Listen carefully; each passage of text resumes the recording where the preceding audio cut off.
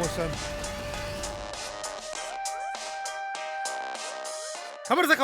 ખબર છે. સોરી સાહેબજી, હવે મારો ફોન નહીં આવે. કોમના ટાઈમે ફોન ના આવવો જોઈએ. મારથી બહુ મોટી ભૂલ થઈ જાય. આવું બધું કહીને મારા પગ પકડી છે ને. હું આવું કાંઈ જ કરવાનું નથી. હું આ ફોન ઉપાડી રહી છું. એ ઊભી રહે. ફોન ઉપાડ્યો ને તો આઈ બન્યું સમજી લેજે. પહેલા મારું જ્યુસ લઈ આલ, પછી ફોન ઉપાડ. અરે ઉભા રહો સાહેબ, કોનો ફોન છે જોઈ તો લેવા. ફોન હશે અનનોન નંબર. હે?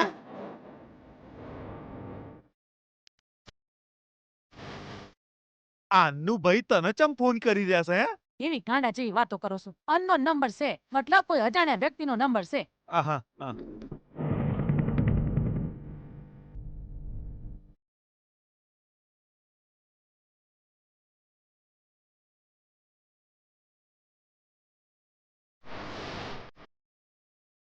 હેલો. હલો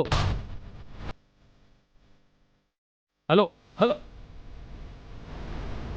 કટ કર્યો.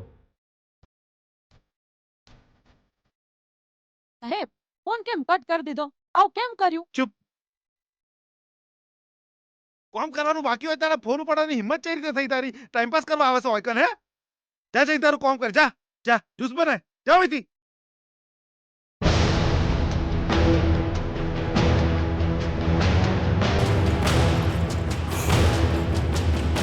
હારું થયું હું આઈકન હતો એટલે બચી ગયો. પહેલા ઓના મોબાઈલમાં મારો ઓલા નંબર બ્લોક કરવો પડશે.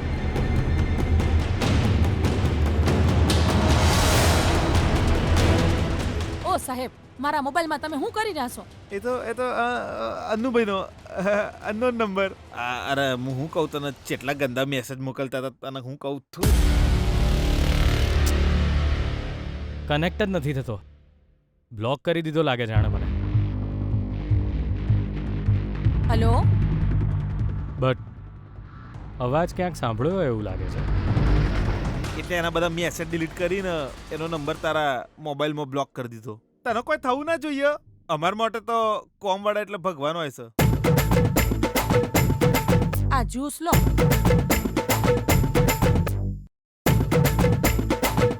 મેં તો સ્વીકાર લીધું. હવે તું પી જા.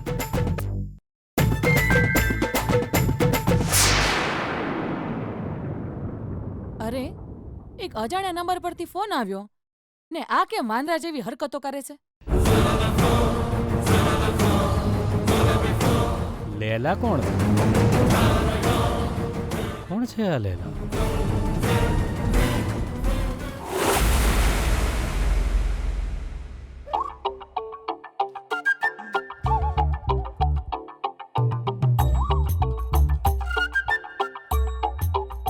અરે જમાઈરાજ, લાગે છે ક્યારના આવીને ઊભા છો. મને માફ કરી દો. હા, મારા કારણે તમારે રાહ જોવી પડી. વાંધો નહીં પપ્પાજી, ચલો અંદર જઈને એડવાન્સ આપીને હોલ બુક કરીએ. હા, અરે પણ એ પહેલા તમે જરા મોઢું મીઠું કરી લો.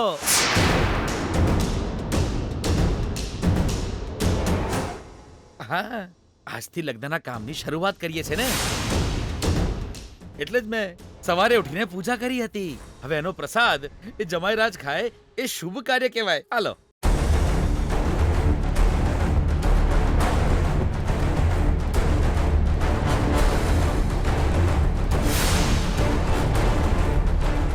અરે મને ખવડાવવા માટે આ બેગમાં પ્રસાદ લાવ્યા છો પપ્પાજી? હા જમાઈરાજ, પ્રસાદ પણ લાવ્યો છું અને આ હોલ બુક કરવા માટે પૈસા પણ લાવ્યો છું.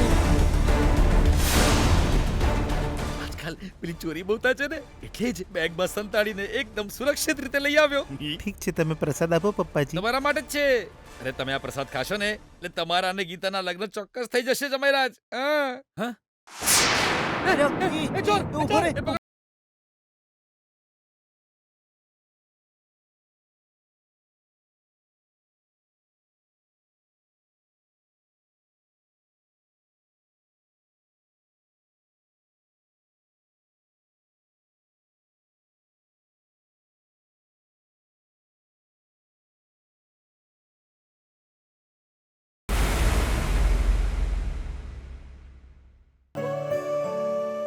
અરે ગીતા, તારી સાથે આ બધું શું થઈ રહ્યું છે? એક તરફ તારે વિજય સાથે જીવન જીવવું છે, એને તું તારો પતિ માની ચૂકી છે, અને અહીં 8 દિવસ પછી તારા પપ્પા જબરજસ્તી તારા લગ્ન મનમોહન સાથે કરાવવાની તૈયારી કરી રહ્યા છે. ગીતા, ત્યાં પેલા વિજયના ફ્રેન્ડ્સ છે ને, એ બધા તો શરત લગાવી રહ્યા છે કે તારા લગ્ન મનમોહન સાથે થશે કે વિજય સાથે. મને લાગે છે કે રોકી જીતી જશે. ગીતાના લગન કદાચ મનમોહન હારે થશે એવું લાગે છે મને.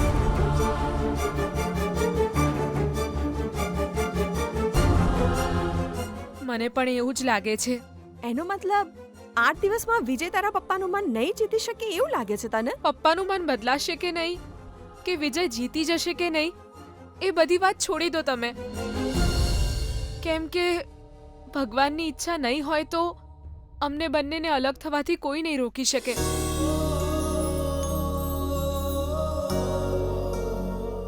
આજથી અમારા ઘરમાં લગ્નની તૈયારીઓ શરૂ થઈ ગઈ છે. શુભારંભનો પ્રસાદ પણ મારા પપ્પા જાતે બનાવીને પેલા મનમોહનને આપવા ગયા છે. મનમોહને પ્રસાદ ખાઈ લેશે તો મારા લગ્ન એની સાથે થશે એ નક્કી છે. કેમ કે ભગવાનની ઈચ્છા આગળ કોઈનું નહીં ચાલે. તું જરાય દુખી ન થા ગીતા. વિજય એવી પરિસ્થિતિ આવવા જ નહીં દે. આપણે ગમે તેટલી આશા રાખીએ, મનમાં એક ડર તો હંમેશા રહે જ ને. લગ્નની વિધિઓ પૂજાઓ મારા મનમાં વિશ્વાસને બદલે ડર પેદા કરે છે. એનો મતલબ મારી બરબાદીનો સમય આવી ગયો છે. ગીતા, આટલી જલ્દી તું હાર માની લઈશ? પણ હું શું કરું? પરિસ્થિતિ એવી છે કે બીજો કોઈ રસ્તો જ નથી. આગળ વધવા સિવાય બીજો કોઈ રસ્તો નથી. હું મારા પપ્પાને મનાવીને વિજયનો હાથ પણ નથી પકડી શકતી. અને હવે ભગવાને પણ સાથ છોડી દીધો મારો.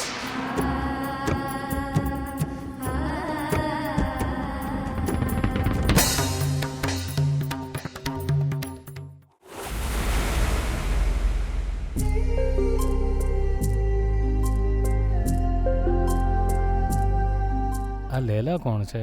મેં એને ફોન કર્યો તો કટ કેમ કર્યો? ફરીથી ફોન કર્યો તો મારો નંબર બ્લોક કર્યો. કનેક્ટ જ નથી થઈ રહ્યો.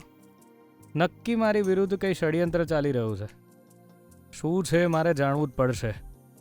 જ્યારથી ઘર છોડ્યું છે ત્યારથી હોટલના પાર્સલ જ ખાવા પડે છે. પહેલાં જમી લઉં, પેટની ભૂખ શાંત થાય. ગીતા, 8 દિવસ પછી મારી પત્ની બનીને મારા ઘેર આવજે. પછી તારા હાથનું ટેસ્ટી ટેસ્ટી જમીશું તો.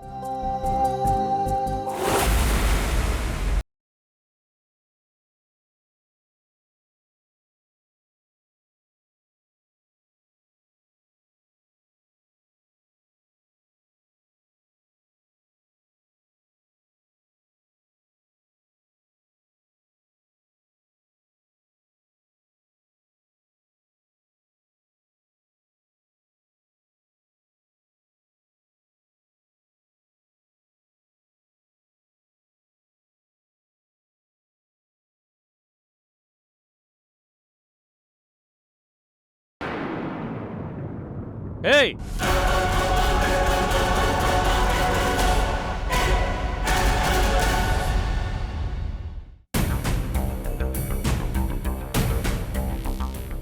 ઓકે, ઠીક છે. મેં તમને જે જગ્યા પર આવવાનું કહ્યું ત્યાં આવી જાઓ. અરે ભઈલા! શું થઈ ગયું છે તને? ભઈલા, બિહેવ યોરસેલ્ફ. મેનર્સ નથી? શું કરી રહ્યો છે તું? ઓનું લાલ બટન દબાવ્યું મેં. કરોડ રૂપિયાની ડીલ ચાલતી હોય તોય અત્યારે કેન્સલ. બેના, આજે બહુ મોટો અનર્થ થઈ જાત આપણી હાથે. પણ તારા ભાઈએ ચાણક્ય નીતિ અને એનું મગજ બંનેનો ઉપયોગ કરીને એ અનર્થને પાછો મેકલી દીધો. તે અનર્થને રોકવા માટે તારા દિમાગનો ઉપયોગ કર્યો એમ? એનો મતલબ હવે મોટો અનર્થ થશે, એમાં કોઈ ડાઉટ નથી. પેલા હું થયું એ તો પૂછ. ઠીક છે, બોલ. પેલા ધુમાડાવાળા માણસે વિજયને મારો ફોન નંબર આલી દીધો લાગે છે બેના.